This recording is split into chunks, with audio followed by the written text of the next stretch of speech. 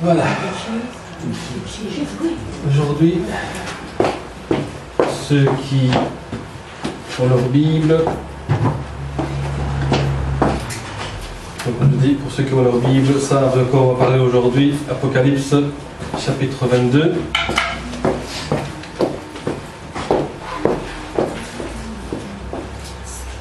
Vous avez votre Bible avec vous.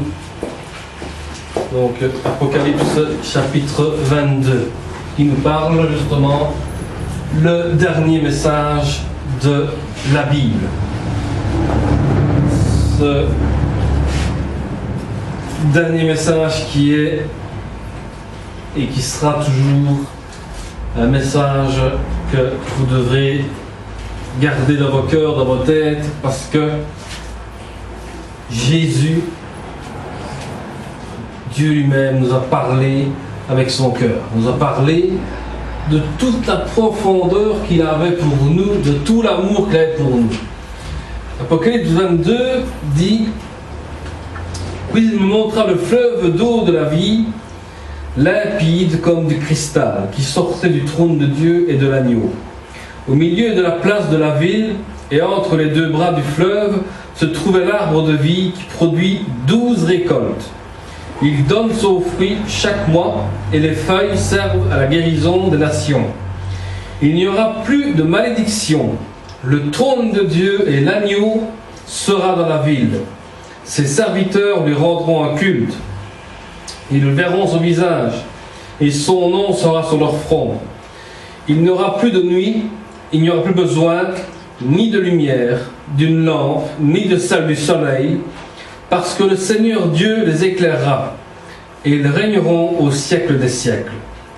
Il me dit: ces paroles sont dignes de confiance et vraies. Et le Seigneur, le Dieu de l'esprit des prophètes, a envoyé son ange pour montrer à ses serviteurs ce qui doit arriver bientôt. Voici, je viens bientôt. Heureux celui qui garde les paroles de la prophétie de ce livre. Moi, Jean, j'ai entendu et vu ces choses. Après avoir entendu et vu, je tombais aux pieds de l'ange qui me les montrait pour l'adorer.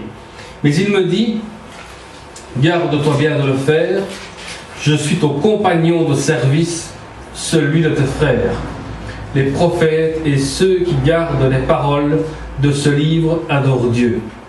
Puis il ajouta: ne marque pas de sceau du secret les paroles de la prophétie de ce livre, car le temps est proche.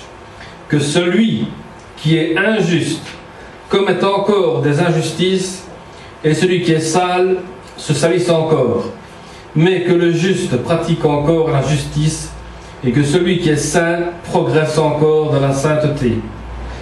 Voici, je viens bientôt, j'apporte avec moi ma récompense pour traiter chacun conformément à son œuvre. Je suis l'alpha et l'oméga, le premier et le dernier, le commencement et la fin. Heureux ceux qui lavent leurs robes, ils auront droit à l'arbre de vie et pourront par les portes de la ville.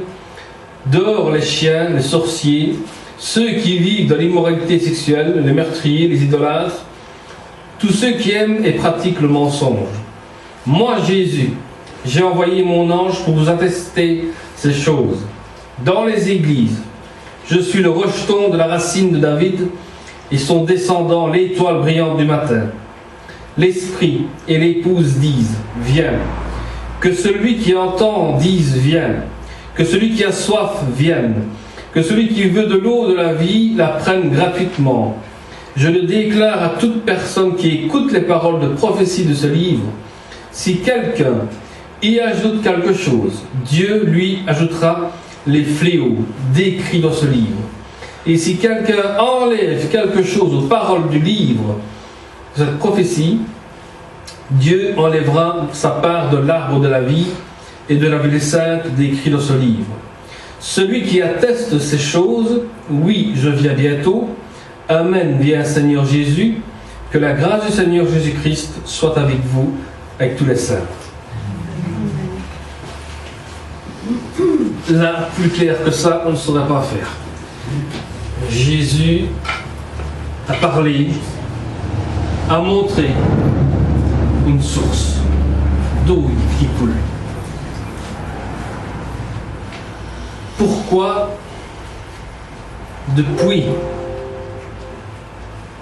depuis Moïse, depuis même encore avant Moïse, les gens sont toujours partis dans la religiosité. Quand Moïse a pu traverser le désert pendant 40 ans, Dieu savait déjà que ces hommes-là, dès qu'ils ont passé le Jourdain, allaient commencer à adorer d'autres dieux que le seul, unique, vrai Dieu qui les a accompagnés chaque jour. Les mensonges, les meurtriers, tout ce que vous voulez dans ce que la Bible a dit, ce sont tous ces pasteurs qui tuent leur Église par de fausses paroles de la doctrine qu'ils doivent enseigner. Nous sommes arrivés, et je vous le dis, et vous allez voir la vidéo après, moi je suis encore calme et gentil dans mes paroles quand je parle sur le Vatican, sur le pape. Vous allez voir une vidéo d'un pasteur qui, lui, va encore plus loin dans ce que moi je dis. Et j'ai aimé ce pasteur-là parce que lui, il n'a pas eu peur d'aller encore affronter plus que moi le pape. Ma fiancée me dit toujours, le jour où tu verras le pape devant toi, comment est-ce que tu vas agir? Je vais agir comme Martin Luther. Moi, je vais lui dire mes façons de penser avec la Bible. Et je ne m'abaisserai pas devant lui pour lui baiser sa bague en or, parce que ce n'est que de l'argent volé en tuant des gens et en les massacrant pour se dire c'est moi l'autorité. Et moi, je dirais mon autorité, c'est mon livre, c'est la Bible. Et tu pourras faire ce que tu veux, c'est pas toi qui va m'influencer. Et avant de commencer notre message, hier, j'ai bien aimé notre fils Xavier. Hier, il avait faim et il voulait manger. Je prépare un truc à manger, il mange et puis il me dit mais à l'école, on a parlé de l'attitude de Jésus. Ah, explique-moi un peu tout ce que vous avez expliqué à l'école. Et il m'a dit on parlait d'une femme lapidée, des gens, des religieux qui se des pierres, femmes lapidées. Et j'ai dit, mais est-ce que le prof a parlé que Jésus a marqué 2 fois par terre? Oui, il a dit, Jésus a écrit 2 fois par terre, donc c'est pas ce qu'il a écrit. Et là, je dis, je vais t'expliquer un peu en gros. Quand Jésus a marqué 2 fois par terre, qu'est-ce qu'il a écrit, d'après vous? Je suis l'alpha l'oméga, je vais revenir bientôt. Non, mes amis, c'est pas ça. Eh bien, faites attention, parce que quand Jésus a commencé à écrire tous les prénoms des personnes qui étaient là, et de tous les péchés qu'ils ont commis, Jésus a dit, expliquez-moi mes péchés que jette la première pierre. Et là, un par un sont partis. Et là, je lui dis, voilà ce qui s'est passé avec cette femme-là.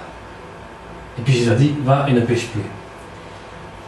Puis alors après, ce matin, il a trouvé sa chère tante maman, et il lui dit, tu sais que les pharisiens, mon petit, il a commencé à prêcher pendant une demi-heure en disant, Jésus n'a pas... Et même Jésus, il tirait les gens qui n'étaient plus religieux avec lui, et eux, ils ne voulaient plus de lui, parce qu'il prenait les... Vous voyez, un enfant de 12 ans a compris une chose, c'est que nous sommes appelés à aller chercher des religieux et les remettre dans la vérité. C'est pour ça qu'on va vous détester dans d'autres églises. Dites mon nom dans une église ici à Liège, je vais vous dire laquelle, vous allez tout de suite savoir mon casier judiciaire. Dites mon nom dans une église au Serein, elle va vous dire mon casier judiciaire. Dites mon nom dans n'importe quelle église, je vais vous citer toutes les églises où j'ai déjà été, vous citez mon nom, ils vont vous dire que vous êtes parti sur un bourreau. Vous allez voir le casier judiciaire qu'on va faire sur moi. Mais le problème, c'est que eux ne savent pas que leur nom est déjà écrit avec leur péché avec. Alors là, Jésus, pour leur dire, maintenant, jette la première pierre, toi qui n'as jamais péché. Qui a l'autorité de jeter une pierre sur quelqu'un s'il n'a jamais péché de sa vie? Il a commis des choses, elle a commis des choses, on paye les conséquences. Mais si tu te remets en ordre avec Dieu, c'est-à-dire que tu laves ta robe dans le sang de Dieu, c'est-à-dire dans le sang de Jésus-Christ, ça veut dire que tu es justifié. Donc si tu es juste, annonce la justice de Dieu. Ta bouche doit parler la justice de Dieu. Dieu est justice. Justice, on rend juste. Voilà. Justice, c'est pas je suis le juge, je juge condamné. Non. Je donne justice en disant tu es devenu juste devant Dieu. Et pourtant, tu es juste devant Dieu parce que tu l'as accepté. C'est tout. Voilà. Tu es purifié. Le sang de Christ a coulé. Tout a été détruit sur la croix. Et Satan n'a plus aucun pouvoir sur toi. Le messager avec Jean. Sa technique veut bien démarrer. Désolé. Le messager. Un homme dans son corps glorifié. Un compagnon de service. Montre un fleuve d'eau de la vie, une réalité céleste et un rappel de la bénédiction de la présence de l'Esprit Saint. Celui qui croit en moi, des fleuves d'eau vive couleront de son sein, comme dit l'Écriture. Alors, qu'est-ce que ça veut dire? De son sein. Il ne faut pas penser mal dans vos pensées, le sein de la femme qui donne le lait au bébé, c'est pas ça. De son sein. Ça veut dire que qu'est-ce qui va sortir de votre cœur? Quelle est l'eau vive qui sort de votre cœur? Quel est que quand tu parles avec quelqu'un, comment est-ce que la personne t'écoute? Quand je vois Peter parler, je me dis, oh là là, les gens, s'il n'est pas converti, je ne sais pas comment est-ce qu'il va être converti. Quand il parle avec conviction. Daniel, quand il écrit avec conviction. Chaque personne a quelque chose pour parler de la parole de Dieu. On a une source d'eau vive qui sont en nous. C'est-à-dire que quand tu parles, la personne doit t'écouter avec attention. Si elle t'écoute avec attention, c'est déjà bon signe, ça veut dire que le Saint-Esprit commence à agir. Pourquoi? Parce qu'il est dit ici qu'un homme dans son corps glorifié, donc Jean a été glorifié, a un compagnon de service avec lui. Quand vous êtes en train de parler de Jésus à quelqu'un, il y a un compagnon de service qui est avec vous et qui vous parle et qui vous aide. C'est le Saint-Esprit. On néglige souvent le Saint-Esprit. Dans certaines églises, on néglige souvent le Saint-Esprit. Parce que l'homme veut toujours parler avec sa tête, veut toujours parler avec sa pensée, et veut toujours parler avec son argent. Mais quand est-ce qu'un homme parle avec l'Esprit? Quand il commence à invoquer chaque fois Jésus-Christ. Et s'il ne sort pas Jésus-Christ au moins 10 000 fois sur l'heure, ça veut dire qu'il n'a encore rien compris. S'il annonce bien qui est Jésus-Christ, le Saint-Esprit est toujours présent. Rappelez-vous qu'à l'Ancien Testament, le Saint-Esprit était sur la personne. Et Dieu pouvait prendre le Saint-Esprit qui est sur moi, mais sur mon fiancé, et moi j'avais plus rien. J'avais plus d'autorité, j'avais plus rien. J'avais plus rien de Dieu. C'est elle qui recevait tout. Mais par après, quand Jésus a été crucifié, le Saint-Esprit est parti partout. Et si vous voulez, et hier j'ai vu ça dans un livre, franchement, j'ai été surpris, le Saint-Esprit. Quand vous avez du vent, vous dites, oh, ça souffle, il y a du vent, on pense que c'est le tornade. Non, c'est le souffle de Dieu qui souffle sur vous. Et nous, on ne s'en rend pas compte. Et Dieu veut vous montrer comment il souffle sur vous, pour que vous receviez encore et toujours son souffle de Saint-Esprit sur vous. Parce que si une personne ne respire plus, le souffle de vie est parti. Mais Dieu te donne chaque jour un souffle. Il souffle. Et il souffle sur son esprit. Et nous, on est là, on voit le Saint-Esprit qui passe et on laisse passer. Et puis les démons qui passent, tu le laisses rentrer. Non, laisse rentrer le Saint-Esprit en toi. Laisse-le agir, laisse-le. Et puis tu vas voir l'eau vive qui va déclarer, qui va se lancer. C'est une fontaine qui n'arrêtera plus. Il dit cela de l'Esprit que devaient recevoir ceux qui croiraient en lui. Car l'Esprit n'était pas encore, parce que Jésus n'avait pas encore été glorifié. Limpide, en grec, lampros, doit être brillant, clair, transparent, comme du cristal qui sortait. Dieu est la source de la vie.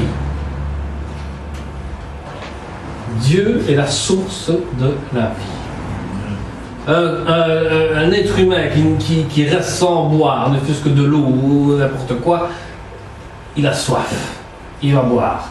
Et puis après, il a encore soif et il va encore boire. Mais ici, quand tu lis la parole de Dieu, tu vas boire la parole de Dieu. Tu vas la boire, tu vas la déguster, tu vas la digérer, tu vas t'en faire des choses. Puis ensuite, on voit du trône de Dieu, donc le Père et de l'agneau, Jésus le Fils. Le titre de l'agneau est un rappel de l'œuvre de la croix sans laquelle le salut de l'humanité n'aurait été possible. N'aurait été possible. J'ai failli dire impossible, mais j'ai dit possible parce que je pense à autre chose dans la tête.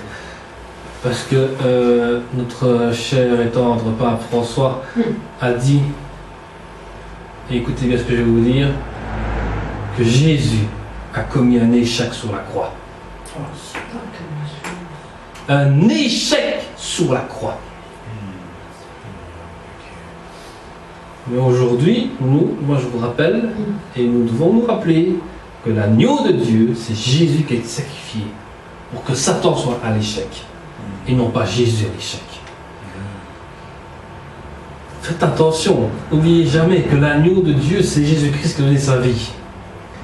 Je sais bien que le dimanche, je vous casse les pieds avec ça, mais je vous fais toujours un rappel que sans Jésus-Christ, vous êtes mort. Spirituellement et physiquement par après. Parce que pourquoi ? Parce que tu te laisses tenter. Il y avait un arbre de vie. La première mention de l'arbre de vie se trouve dans Genèse 2:9. Malheureusement, à cause du péché, Adam et Ève furent chassés du jardin et ils ne purent en bénéficier éternellement. Ce qui veut dire qu'à un moment donné, Adam et Ève étaient des êtres éternels. Mais, le problème est que ne fût-ce que la femme a été tentée, l'homme s'est fait tenter avec aussi, et qu'est-ce qui s'est passé ? Il s'est passé que l'arbre de vie n'était plus celui qu'on devait voir. Donc, il y a un problème avec cet arbre de vie.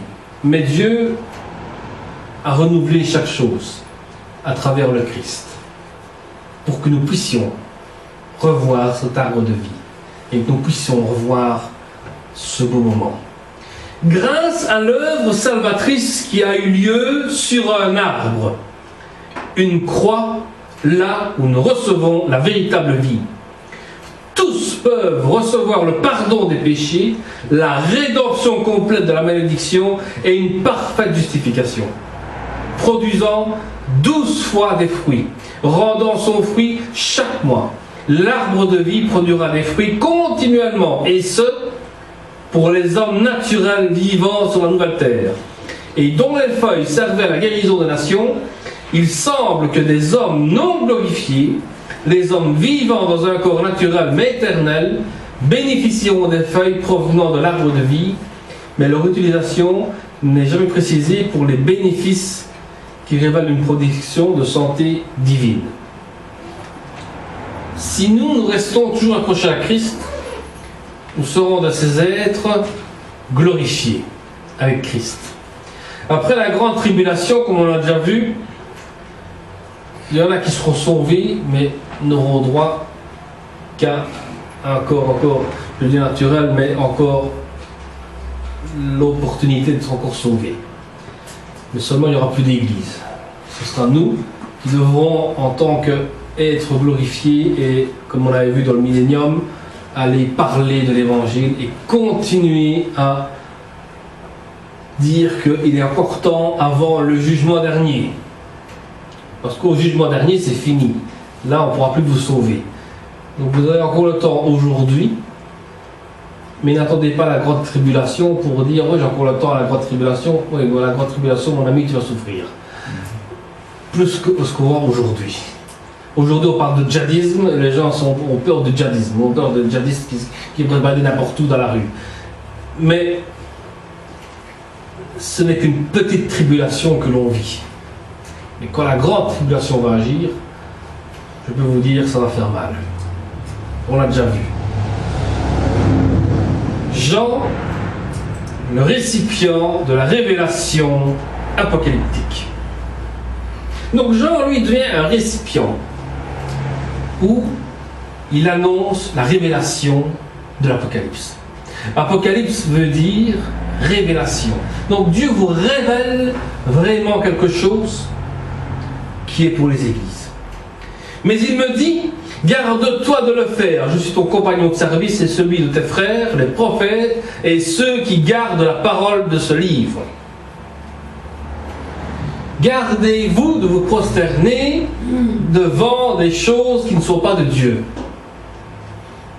Mais soyez comme ces prophètes, comme ces prédicateurs, tous ces docteurs de doctrine aussi, qui vous enseignent la parole de Dieu. Gardez bien ce livre, gardez bien votre Bible. Moi j'ai toujours dit, vous voulez tout ce que tu veux à la maison, mais touche pas mes livres. Et touche pas ma Bible encore plus, parce que là tu auras affaire à moi. Ne touchez pas la Bible. Votre Bible, c'est à vous. Ça personne d'autre. Des fois, je prends la Bible à ma fille aussi, elle me crie dessus, parce qu'elle a peur que, même qu'elle les cache dans les armoires, je ne sais même pas ce qu'elle aimait, pour être sûr que je ne la lise pas. Parce que c'est sa Bible. C'est pas plutôt l'inverse? Ou c'est plutôt l'inverse si tu veux, oui. Bon, disons l'inverse. Bon, soyons un peu soumis aussi aux choses. Donc, gardez bien vos Bibles, parce que c'est un trésor précieux. Quel que soit le format, mais gardez bien vos Bibles. Adore Dieu. Adorez Dieu. L'homme glorifié, corrigeant immédiatement, car le messager connaît la loi divine en ce qui concerne l'adoration. Je suis l'Éternel, c'est là mon nom, et je ne donnerai pas ma gloire à un autre, ni mon honneur aux idoles. Isaïe 42, 8. Dieu dit qu'il ne donnera pas gloire à un autre et il ne donnera pas son nom à un autre Dieu que le seul unique Dieu éternel. Il le dit bien dans les 10 commandements, je suis l'Éternel, le Dieu jaloux, parce qu'il a peur que son peuple aille adorer autre chose. Le messager, un homme dans son corps glorifié, un compagnon de service, me dit, ne scelle point les paroles de la prophétie de ce livre. Le prophète Daniel a reçu une instruction posée pour toi. Tiens secrète cette vision, car elle se rapporte à des temps éloignés. Le prophète Daniel avait déjà reçu la vision apocalyptique, mais Dieu lui avait dit, garde-la bien pour ne pas encore la révéler maintenant. Jean a pu avoir l'occasion de voir tout l'Apocalypse. Et c'est ça qu'il a dit, ce que tu as vu, ce que tu as écrit, qui ne soit pas scellé. Parce que si vous allez vous balader à Rome, voir le musée du Vatican, il y a des livres qui sont scellés, même avec une clé. Si vous avez un livre, il faut une clé pour ouvrir le livre sacré là. Parce qu'ils ont été scellés des paroles de vérité que tu ne peux pas savoir. Tu ne peux même pas aller voir, tu ne peux même pas toucher le livre. Parce qu'il y a des trucs là, des verres, et puis il y a des alarmes partout, et ne fût-ce que mettre ta main sur le carreau, ça sonne, tu as les gardes qui arrivent, voilà, c'est toute une histoire. Ils veulent sceller des paroles de Dieu. Mais ici on dit, ne scelle pas ces paroles-là, mais annonce-les. Pourquoi? Parce que si on n'annonce pas l'Apocalypse, si on ne prêche pas l'Apocalypse, vous allez avoir peur de votre pasteur parce qu'il prend l'autorité sur vous. Et ce n'est pas le cas. Le pasteur ne doit pas prendre d'autorité sur vous. Le pasteur doit être là pour vous enseigner. Dimanche prochain, nous allons parler justement de ça. À quoi sert un pasteur dans une église?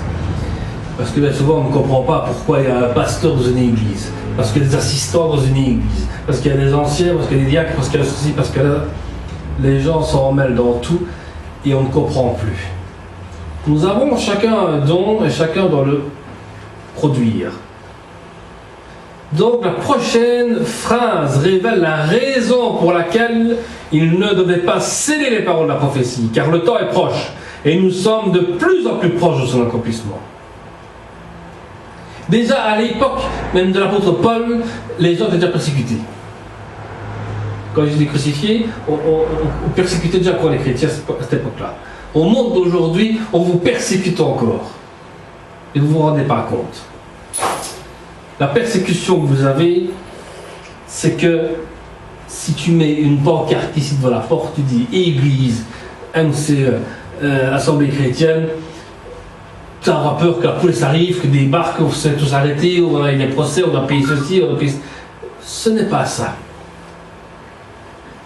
La persécution que nous avons aujourd'hui, c'est que les lois, les autorités veulent vous faire peur. En disant, tu veux ouvrir une église, va ouvrir l'église. Mais seulement sous le règlement le mouvement de ceci, de cela. Ça devient une persécution. Parce que si tu ne suis pas ce que le président du mouvement te demande, eh bien alors, mon ami, tu vas avoir des séquences de ceci et de cela. Et on ne s'en sort plus. Donc aujourd'hui, nous sommes vraiment appelés à servir le Seigneur comme il a demandé. Qu'on n'aille pas de mouvement chrétien, quoi que ce soit, mais qu'on soit une église de Christ. Parce que n'oubliez jamais que Christ va chercher son église dans son église. Donc l'invitation à se décider pour Dieu. Donc le chapitre 22 est vraiment une invitation pour vous et pour nous que nous devons nous décider pour Dieu. Que celui qui est injuste soit encore injuste. Que celui qui est souillé se souille encore. Ce commandement ne doit être perçu comme étant une invitation au péché. Que personne, lorsqu'il est tenté, ne dise « c'est Dieu qui me tente, car Dieu ne peut être tenté par le mal. Il ne tente lui-même personne. » Jacques 1,13. Ici, on invite des personnes à venir vers Christ. Et il te dit, moi je ne veux pas. Je veux rester dans ma vie, je veux rester comme ça. Eh bien, tu peux lui dire, reste comme ça, mais seulement après, fais attention à ton jugement dernier. Parce que ici, c'est un commandement. Une invitation au péché. C'est-à-dire, tu vis dans le péché. Mon ami, reviens vers le Seigneur. Tu ne peux pas vivre ta vie comme ça, comme tu veux. Viens vers le Seigneur parce que c'est le moment de revenir. Et ne venez pas me dire après, parce que Jacques le dit bien, hein, ne venez pas dire que Dieu m'a tenté. Qui? Comment tu peux tenter à faire le mal? Comment? Une fois, je prenais le train et il y avait une famille africaine, là, il y avait une petite fille qui court dans tous les sens, qui disait n'importe quoi, et puis il y a le papa qui dit « Ne tente pas le diable !» Moi je lui dis « Mais comment vous dites qu'elle tente le diable? Parce que c'est le diable qui te tente lui-même. » Parce qu'un jour, elle court partout, elle tente le diable. Mais tu ne tentes pas le diable, c'est le diable qui te tente. Ne venez pas dire après que tu viens tenter le diable. Le diable vient juste te tenter justement que tu tombes dans le péché. Dieu t'appelle à sortir du péché. La différence est là. Mais les gens vont dire, oh, mais Dieu m'a tenté à dire ceci, Dieu m'a tenté à dire, à faire, Dieu m'a tenté, et Dieu m'a tenté. Et puis Jacques dit, mais Dieu ne se tente même pas lui-même, et il tente personne. Ce qu'il veut, il t'appelle. Tu réponds pas, c'est comme tu veux. Quand le GSM sonne, tu réponds pas, c'est comme tu veux. N'est-ce pas? Quand on ne répond pas à sa soeur, puis on se fait crier par sa soeur, on ne répond pas au téléphone. Voilà. Donc, ce texte est plutôt une invitation à se brancher, se décider. Le lecteur doit se décider en ce qui concerne sa destinée éternelle. Tu as lu l'Apocalypse, tu as vu tout l'Apocalypse avec moi. Moi, je n'ai fait que mon travail comme vous autres. Je vous ai lu l'Apocalypse, je vous ai enseigné l'Apocalypse. Maintenant, vous, en tant que lecteur, à vous de décider ce qui concerne votre destinée éternelle. Vous voulez savoir ta destinée éternelle, comment est-ce que je vais finir, qu'est-ce qui va m'arriver? Eh bien, tu commences à lire tout l'Apocalypse, tu vas comprendre. C'est le moment, c'est l'instant. Ça nous concerne tous, la destinée éternelle. De moi comme vous. Je ne suis pas sur un estrade ici pour vous prêcher la parole, je suis au même niveau que vous autres. Pourquoi? Parce que ceci me concerne moi, concerne elle, concerne vous, concerne tout le monde. La vie éternelle. Soit on l'a, soit on ne l'a pas, mais il faut vraiment la chercher. Donc, je dis bien, le lecteur doit se décider en ce qui concerne la destinée éternelle. Il sera soit avec ou sans Dieu. Et que le juste pratique là encore la justice, et que celui qui est saint se sanctifie encore. Parce que la vie sanctifiée est possible uniquement en plaçant notre foi dans la victoire acquise par Jésus-Christ à la croix. Tu veux te justifier, tu veux te sanctifier, rappelle-toi du sacrifice de Jésus-Christ. Et tu comprendras après la sanctification. Tu veux être juste, rappelle-toi de la justice de Dieu. Mais pratique encore la justice. La justice de Dieu. De dire, si tu veux te pardonner par Dieu, demande pardon à Dieu. Et puis ensuite, demander pardon à la personne. Si la personne refuse ton pardon, eh ben, c'est elle qui s'arrangera avec Dieu. Toi, tu as déjà fait ton travail. Pour le reste, si les gens te fuient, eh ben, je suis désolé, c'est qu'ils ont un problème avec Dieu. Parce que je peux vous dire que dernièrement, ma fiancée m'a témoin, c'était vendredi, je pense. Avec ma grand-mère, je crois qu'elle a disparu. J'ai entendu du bruit à la maison, je me dis qu'est-ce qui se passe, et puis je vois que c'était ma grand-mère qui rentrait, je l'ai vue, je dis à peine bonjour, elle était toute stressée. Elle est partie, je ne sais pas où, et puis après, toutes les lumières sont restées allumées, tellement qu'elle était stressée, tellement qu'elle était perturbée. Pourquoi? Parce qu'à un moment donné, j'étais en prière, et puis quand j'étais en prière, j'entendais du bruit, je me dis mais qu'est-ce qui se passe? Je me dis peut-être que les démons sont en train de se déchaîner, et puis je descends en bas, et puis je vois qu'elle était là, en train de courir dans tous les sens, et puis elle ne savait plus quoi, elle prenait le courrier, elle ne savait plus ce qu'elle était, et puis elle a fermé la porte à clé, puis elle ne savait plus, elle n'a pas éteint les lumières, et puis elle est partie, et voilà. Pourquoi? Parce que quand les gens sont des adorateurs d'idoles, intérieurement ça leur brûle. Et plus tu vas prier, plus tu vas parler de la Bible, et plus lui, ça le brûle intérieurement, et il a même envie de vomir tellement que ça lui fait mal. Mais c'est normal, parce que tu n'as pas adoré le vrai Dieu. Et tu attaques des démons qui sont à l'intérieur de ce Dieu-là. Donc les paroles de Jésus. Car il nous faut tous connaître devant le tribunal de Christ, afin que chacun reçoive selon le bien ou le mal qu'il aura fait étant dans son corps. 2 Corinthiens 5,10. Paul parle de comparaître devant le tribunal de Christ. Nous allons tous comparaître devant le tribunal de Christ. Et nous recevrons ce qu'on a fait de bien ou ce qu'on a fait de mal. On rentrera dans le royaume des cieux, mais seul le problème c'est que dans notre corps, comment est-ce que nous avons été avec les autres. Tout sera jugé. Tu ne pourras pas dire, moi j'ai pas fait ça, mais si tu l'as fait, la preuve elle est là. Les anges sont là, les anges écrivent, les anges... Et vous vous rappelez, chapitre 20, plein de livres ouverts. Tout ce que vous avez fait de bien ou de mal sera ouvert, sera mis à la lumière. Et vous ne pourrez pas dire j'ai dit ça ou j'ai fait ça. Tout est écrit. Chacun recevra de Dieu la louange qui lui sera due. Donc les œuvres ayant un mauvais motif tombent dans la catégorie du mal et ne recevront pas de récompense.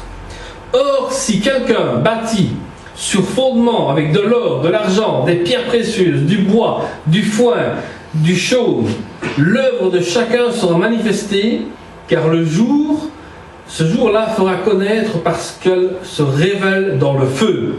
Et le feu éprouvera ce qu'est l'œuvre de chacun. Vos œuvres seront passées par le feu. Si elles brûlent comme de la paille, c'est-à-dire que votre travail que vous avez fait pour Dieu était inutile. Pas de récompense. Si vous avez fait, ne fût-ce que un verre d'eau à un disciple de Christ, vous avez déjà une récompense. Ne cherchez pas à être des champions de Christ, ne soyez pas des superstars chrétiens, ça ne sert à rien. Soyez juste vous-même, mais soyez guidés par le Saint-Esprit. Si l'œuvre bâtie par quelqu'un sur le fondement subsiste, il recevra une récompense. 1 Corinthiens 3, 12 à 15. Si vous êtes bâti sur le fondement de Christ, vous aurez une récompense dans les cieux. Aujourd'hui, on cherche une seule récompense, c'est la récompense humaine. C'est de dire, ah, j'aime bien quand le pasteur me dit, je suis fier de toi. Les gens aiment bien ça. Ils sont là, ah, je suis content, le pasteur m'a dit ceci, le pasteur m'a dit cela. Ah, le pasteur m'a béni, le pasteur m'a mis les mains sur moi, ah, il était content, le pasteur m'a touché. Et ça te fait quoi? Ça te fait quoi? Je te fais la bise, je te fais n'importe quoi. Qu'est-ce que t'as de plus? T'as rien. T'as rien. Si tu te bâtis dans la prière, si tu dis, Seigneur, je veux vraiment faire quelque chose, tu vas avoir les récompenses de Dieu. Si tu cherches juste à être un pasteur avec des gros bijoux et des bagues, ça va te servir à quoi? La récompense de quoi? La récompense humaine, la récompense de l'argent, des dîmes que tu reçois, des bazars, ça ne te sert à rien. Cherche à avoir la récompense céleste. Parce que celle-là, elle sera précieuse. Parce que celle-là, elle sera éternelle. Si tu as une chevalière en or sur ta main, à quoi ça va te servir le jour où tu seras mort, chevalière va rester sur ton squelette, dans ton cercueil. Et ça ne sert à rien. Parce que tu vas te décomposer et la bague va rester sur le squelette, et puis quand on va peut-être le squelette, on retrouvera peut-être de l'or, on va le vendre, et puis là, on se fait de l'argent avec. Et voilà, et c'est ainsi que ça va aller. Mais Jésus dit, je suis l'alpha. Donc, première lettre de l'alphabet grec. Et l'oméga, la dernière lettre de l'alphabet grec. Le premier et le dernier, le commencement et la fin. Il est celui qui a créé le ciel, les cieux, la terre, tout ce qui s'ensuit. Et puis il est la fin d'un temps, la fin de la destruction de Satan. Satan va se déchaîner sur vous, sur nous, pendant des années. Il va se déchaîner. Il se déchaîne sûrement pour l'instant. Je peux vous dire que j'en subis des conséquences graves pour le moment avec Satan. Nous sommes sur un combat vraiment terrible. Hier, je prenais encore ma douche et pendant ma douche, j'étais en train de prier. Je dis au nom de Jésus, je te chasse, toi.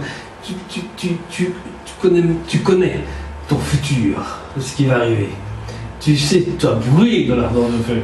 Et je peux vous dire que j'étais en train de combattre comme ça, la prière intérieurement, parce que comme ma fiancée me dit, toi t'es terrible, tu as toujours des visions, je vois toujours des choses autour de moi qui sont là, et pour les chasser spirituellement, je peux vous dire que ce sont des combats vraiment très durs. Mais avec l'aide du Seigneur, on y arrive. Seulement, des fois, on est fatigué, on est à bout, mais ce que nous savons, c'est que nous combattons le bon combat. Nous combattons le bon combat. Et nous avons des brebis qui sont précieuses ici, qu'il faut absolument que chacun puisse vraiment avoir le Christ en lui, briller, ce Christ-là. Heureux ceux qui lavent leur robe dans le sang de Jésus, afin d'avoir droit à l'arbre de la vie et d'entrer par les portes de la ville. Puis la Bible dit dehors. Ce mot indique simplement l'absence totale des pécheurs dans la nouvelle terre, certainement dans la nouvelle Jérusalem. Ils ne pourront pas rentrer. Quand on parle des chiens, ça, j'aime bien quand on parle des chiens. Les chiens, les faux bergers, Ésaïe 56, 10. Les impurs, les prostituées, les sodomites, Deutéronome 23, 18. Les enchanteurs, magiciens, les impudiques, en grec pornos, un homme qui prostitue son corps et le loue à la convoitise d'un autre. Les meurtriers, les idolâtres, qu'en grec on dit idolatres, qui, pour tout participant, même chrétien, à toute adoration païenne, en participant à des fêtes sacrificielles et en mangeant des morceaux de viande sacrifiés, et quiconque aime et pratique le mensonge, c'est la tromperie. Là, nous rentrons vraiment dans un moment que les chiens dans l'église, ce sont les pasteurs qui vous font des choses impurs qui rentrent dans l'église. Des enchanteurs, des impudiques, en grec pornos. Ça veut dire des gens qui donnent leur corps à d'autres, qui se louent comme ça, qui te payent 50 € et puis tu couches avec des trucs assez. Se sont arrivés à une impudicité. Et pour tout participant, même un chrétien qui adore les fêtes païennes, participe à des fêtes sacrificielles, et puis mange encore ces morceaux de viande sacrifiés, sont hors du royaume des cieux. On peut manger des viandes, halal, tout ce que vous voulez, il n'y a pas de problème. Mais seulement, si vous commencez à aller prier un faux Dieu, et vous mangez l'animal qui a été sacrifié pour ce faux Dieu-là, vous rentrez dans le péché. Maintenant, je sais que Noël arrive, il y a Pâques et tout ce qui s'ensuit, on fait des trucs spéciaux pour Noël, Pâques et tout ce qui s'ensuit. Il n'est pas interdit de le manger, puisque Dieu a dit une fois à Pierre, tout ce qui là est impur, tu peux le manger. Mais seulement une chose. Vous pouvez le manger, il n'y a pas de problème, mais seulement faites attention. N'allez pas faire des prières dans un endroit exprès où on sacrifie des choses et puis vous le mangez après. Si vous voulez le manger, vous pouvez le manger, mais priez bien pour que ce soit bien sanctifié, que ce soit bien béni de Dieu. Faites attention à ces choses. Je sais que le diable vous tentez dans plein de choses, mais si vous voulez manger du sanglier à Noël, vous n'allez pas faire une prière dans un truc exprès, on a tué le sanglier et puis vous le mangez. Soit tu l'achètes à la boucherie comme tout le monde, et tu manges ta viande comme tout le monde, ou alors tu ne touches même pas à ça. Là-dessus, on fera un jour une étude sur les viandes sacrifiées aux idoles, parce que beaucoup mélangent les choses. Si vous allez dans un culte, et puis on tue le sanglier devant vous, et vous allez prier à faux Dieu en tuant le sanglier, et puis tu le manges, tu commets un grave péché. Quand tu vas dans la forêt pour ton fusil, tu tues un sanglier, tu le prends, tu le manges à la maison, c'est Dieu qui te l'a donné. Donc ne mélangez pas les choses. Dieu fait chaque chose dans son temps. Parce que moi j'ai parlé avec un chasseur, je dis pourquoi est-ce que vous chassez seulement une telle date, les sangliers, les marcassins, tout ce qui s'ensuit. Parce qu'il me dit, on doit laisser produire la nature.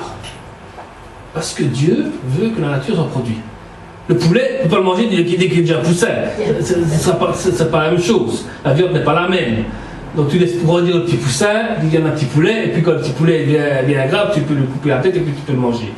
Mais ne faites pas les choses en dehors de ce que Dieu vous donne. Il est essentiel de comprendre le mot dehors.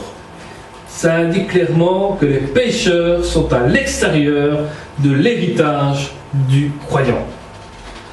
C'est-à-dire que les pécheurs qui veulent vivre, continuer à vivre dans leur péché, sont des gens qui vont finir dehors du royaume des cieux. Moi, Jésus, j'ai envoyé un ange, un messager, comme les pasteurs, par Église, a reçu le message du Seigneur Jésus. Ici, nous sommes clairs, Jésus envoie des pasteurs pour parler de l'Apocalypse. Si les pasteurs ne parlent pas de l'Apocalypse, c'est qu'il y a un problème chez eux. Il y a des églises qui ne parlent même plus de l'Apocalypse. Ou qui disent « Oh mais c'est trop compliqué ». Et pourtant tu as fait des études de théologie, tu as fait des masters en théologie, des docteurs en théologie, et tu ne sais même pas expliquer c'est quoi l'Apocalypse. Expliquez-moi ce que vous avez foutu pendant 10 ans de votre vie d'études et vous n'avez rien compris de l'Apocalypse. Parce qu'ils ont peur d'annoncer les choses dans leur église. Pourquoi? Mais parce que si tu es une église qui demande la dîme à ton assemblée, et puis tu prêches l'Apocalypse, que on ne doit pas donner de l'argent parce que t'enrichir et tout ce qui s'ensuit, mon ami, l'église va dire tu nous as menti pendant des années. Alors moi, je m'en vais. Vous voyez pourquoi les pasteurs ont peur de parler d'Apocalypse? Parce que c'est des choses qui sont trop vraies. Ces messages ne concernaient pas uniquement les églises de l'époque, mais aussi celles des générations qui devaient suivre pour vous attester ces choses dans les églises. C'est un message qui doit être dit dans toutes les églises. Dans toutes les églises. Que ce soit catholique, orthodoxe, protestant, évangélique, pentecôtiste, tout ce que tu veux, elle doit être annoncée. Elle doit être annoncée. Si je vous parle seulement que de Jésus, on peut en faire des divagues sur Jésus tant que vous voulez, mais l'Apocalypse est important. Pourquoi? Parce que c'est votre vie éternelle. C'est votre vie éternelle. Et la vie éternelle est quelque chose de très important. Si vous voulez vivre éternellement avec Dieu, eh bien, vous devez savoir respecter les choses que Dieu vous demande. C'est pas compliqué. Je suis le rejeton, la racine, la postérité, la descendance de David concerne l'incarnation de Jésus, l'étoile brillante du matin. Jésus est la glorieuse source d'espoir. L'étoile du matin se lève dans vos cœurs. 2 Pierre 1, 19. Il y en a combien des fois ici, le soir, ils sont là en train de regarder. Ah, là, l'étoile polaire qui brille. Ah, mon ami, je crois que peut-être perdu. Parce que l'étoile, elle brille dans ton cœur. Et si elle brille dans ton cœur, c'est parce que c'est Jésus-Christ qui pousse dans ta vie. Alors, sois ce petit pot où Jésus doit grandir. Laisse grandir la vigne de Jésus en toi. Et l'Esprit et l'Épouse, l'Église disent une voix retentissante et unie: viens. On dit à Jésus: viens. Pourquoi? Parce que c'est une invitation adressée à tous les hommes. Et ce que celui qui entend dise, une réponse qui se propagera: viens. Viens, Seigneur Jésus. Quand on dit à tous les hommes, ce n'est pas seulement que les hommes tout seuls, c'est les femmes avec. Pourquoi est-ce que la Bible dit toujours les hommes? Parce que dans le texte grec, on parle de anthropos, ce qui veut dire un être humain. Donc on parle de la femme comme de l'homme. Quand Paul dit mes chers frères, il parle aussi à mes sœurs. Seulement, il faut bien lire le texte grec pour comprendre que ici, homme veut dire homme et femme. Parce que la femme a été tirée de la côte de l'homme. Et c'est sa moitié. Donc on ne sait pas défaire quelque chose. Et que celui qui a soif, spirituellement parlant, vienne à un choix individuel et non imposé. Que celui qui veut, c'est un choix individuel et non imposé, prenne avec les mains de la foi de l'eau de la vie gratuitement. Donc par ses mains, il doit prendre la Bible, qui est la source de vie. La vie éternelle est gratuite et pour tous. Le Seigneur ne tarde pas dans l'accomplissement de la promesse, comme quelques-uns le croient, mais il use de patience envers vous, ne voulant pas qu'aucun périsse, mais voulant que tous arrivent à la repentance. 2 Pierre 3,9 vous expliquera comment venir à la repentance. Pour conclure l'Apocalypse et le canon de la Bible. Alors qu'est-ce qu'un canon de la Bible? Vous avez une Bible, d'accord? Voilà. Vous avez une Bible ici, comme ça. Tout ce qui est là-dedans, c'est un canon. C'est-à-dire, ce sont tous les écrits. Écrits qui, encore aujourd'hui, tu lis la Bible et tu dis, mais c'est bizarre, il y a 2000 ans d'ici, il se passait des choses et maintenant on les vit encore. Eh bien oui, parce que c'est canon. C'est un canon qui est ici dedans. Tout ceci est clôturé. Tout ceci n'a plus besoin d'être ajouté ni enlevé. Parce que tout ce que Dieu a voulu dire par les prophètes, par Jean, par tout ce que tu veux, tout a été écrit ici dedans. Tout est canonisé ici dedans. Donc on ne va pas canoniser quelqu'un qui est mort, ça ne sert à rien, pas canoniser ta Bible. Parce que c'est là-dedans que tout se trouve. Ça, c'est le canon. Je le déclare à quiconque entend les paroles de la prophétie de ce livre. Si quelqu'un y ajoute quelque chose, Dieu le frappera des fléaux décrits dans ce livre. L'homme ne peut rajouter à la parole de l'Éternel sans commettre une abomination. Vous n'ajouterez rien à ce que je vous prescris. Et vous ne retranchez rien, mais vous observez les commandements de l'Éternel, votre Dieu, tels que je vous les ai prescrits. Deutéronome 4.2. Ceci dit, remarquons que l'Apocalypse, le 66e livre de la Bible, et le 27e et dernier livre du Nouveau Testament, l'Apocalypse est donc la révélation finale qui complète le canon de la Sainte Bible. Et si quelqu'un retranche quelque chose des paroles du livre de cette prophétie, Dieu retranchera sa part de l'arbre de la vie et de la ville sainte décrite dans ce livre. Donc, les sectes qui publient des Bibles falsifiées, enlevant ou modifiant des textes pour se conformer à leur doctrine particulière et antiscriptuaire, seront éternellement retranchées et elles recevront la pénalité de la gravité de leur péché. Ceux qui commencent à écrire des fausses Bibles, qui commencent à faire de fausses prédications, vont être retranchés directement par Dieu. Et je peux vous dire que les fausses Bibles sont en train déjà d'être en route. Il y a des magasins qui vous vendent des Bibles très faciles à lire et qui emmènent les gens à la perdition à la place d'amener à la vie éternelle. Celui qui atteste ces choses dit « Oui, je viens bientôt » en grec. Takou, promptement, Amen, ainsi soit-il. Viens, Seigneur Jésus, l'homme spirituel a ardemment hâte à l'enlèvement de l'Église, le second retour de Christ, l'établissement du royaume éternel de Dieu sur la terre. Êtes-vous cet homme ou femme spirituelle? Que la grâce, de grec charis, bonté, faveur du Seigneur Jésus soit avec vous tous. Voilà le cœur de Dieu pour l'humanité, car Dieu a tant aimé le monde qu'il a donné son Fils unique, afin que quiconque croise en lui ne périsse point, mais qu'il ait la vie éternelle. Jean 3,16. Votre vie éternelle est en jeu. C'est aujourd'hui. C'est pas demain, ni après-demain, c'est aujourd'hui.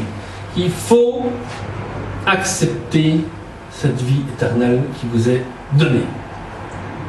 Vous ne pouvez pas commencer à jouer demain, après-demain. C'est maintenant que Dieu vous appelle. Que Dieu nous appelle tous. Que ce soit le pasteur, que ce soit l'assemblée, que ce soit la femme du pasteur, que ce soit les enfants du pasteur, que ce soit n'importe qui d'assemblée, on est tous appelés à recevoir la vie éternelle. Nous devons être prêts. Et pour être prêts, il faut comprendre Jean 3,16. Sans ça, je ne sais rien comprendre. Nous allons prier pour conclure, puis ensuite nous verrons notre vidéo. Seigneur Jésus, nous te remercions, te bénissons. Bénissons encore ta parole. Bénissons ceux qui sont là. Bénis encore, Seigneur, parce que nous sommes là pour une vie éternelle. Sans toi, Seigneur, comment pouvons-nous trouver la vie éternelle? Qui est capable de chercher ou de trouver la vie éternelle à travers des œuvres humaines? Sois seul, Seigneur, répands ton esprit, afin que chacun de nous puisse recevoir le Saint-Esprit et recevoir aussi cette vie éternelle. Que chacun puisse recevoir la récompense céleste et non pas la récompense terrestre. Que chacun, Seigneur, puisse se remettre en question. Suis-je prêt ou pas? Mais que chacun puisse dire aujourd'hui, Seigneur, viens. Viens, viens me libérer, viens me chercher, viens me délivrer.